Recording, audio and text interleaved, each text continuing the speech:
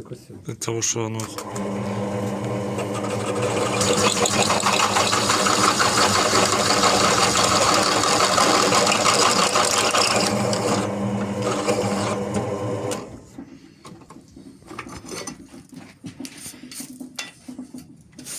Короче, работать можно. Как вы думаете? Ну, по крайней мере, шуруповертом тяжело сверлить 16 диаметров.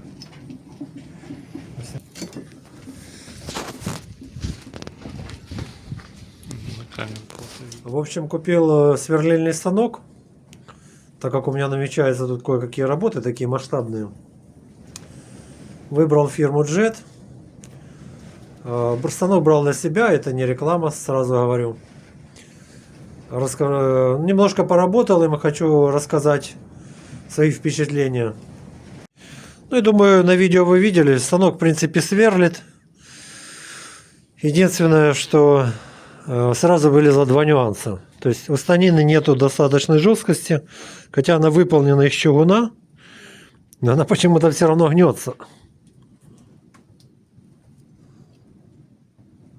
Я не знаю, видно ли это на камеру, но станина гнется в пределах 2 миллиметров.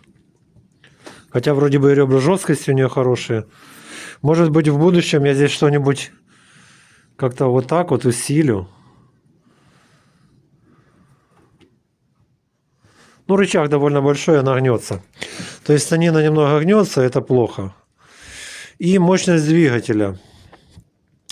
Звонил, общался в магазин, спрашивал у них. Ну, с 16-м сверлом оно сверлит. Ну, например, 25-й коронкой уже идет с большим трудом. А если брать 35-ю коронку, сверлить металл, то он ее практически не тянет. То есть 35-ю коронку он не тянет. Ну, если тянет 25-ю кое-как, и так более-менее. То есть это второй недостаток. Я сейчас скажу сразу о недостатках, потому что, ну, мне кажется, что за такие деньги можно было бы сделать двигатели помощнее. Например, на болгарке двигатель 750 Вт, а здесь 450. Тем более тут такой стоит огромный двигатель, я не понимаю, что он такой слабый. Это раз. Что еще хочу сказать? Вот эта система перекидывания ремней мне, конечно, не очень понравилась. Ну, я не думаю, что часто их буду перекидывать. В принципе, выставлю на какие-то оптимальные там 1000 оборотов. И так он и будет стоять. Это раз. Еще недостаток такой: тиски. Они тиски сделали меньшего размера, чем надо. Это китайцы меня просто поражают. Здесь я зажал на болты, а здесь оно не достает. Что вы делаете? Зачем вы так делаете? То есть, либо они с завода ложат тиски не того размера, либо я не знаю, что это такое. Либо они специально так сделали. Вот.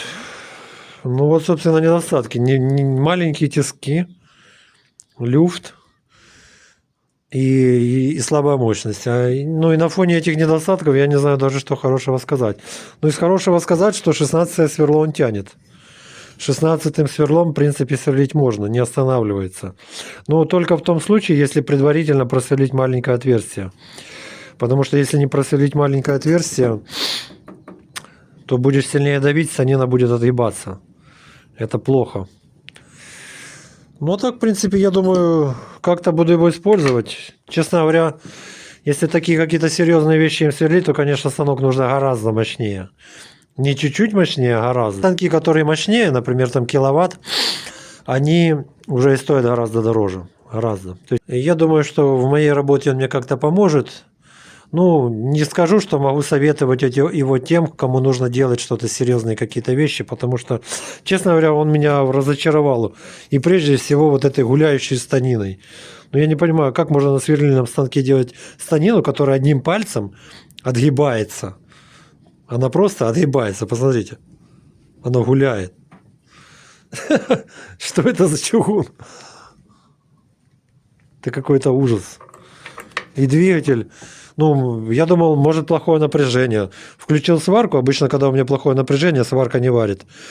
Ну, включил сварку, отлично варит. Все нормально. А станок какой-то. Я не знаю, может быть, в будущем я поставлю на него более мощный двигатель. Ладно, вот такой вот обзор. Сначала думал, может, попросить его для рекламы, потом думаю, это нет. Если попрошу для рекламы, придется говорить все только хорошее. А на фоне того, что я увидел, то хорошего мне тут пока что нечего сказать.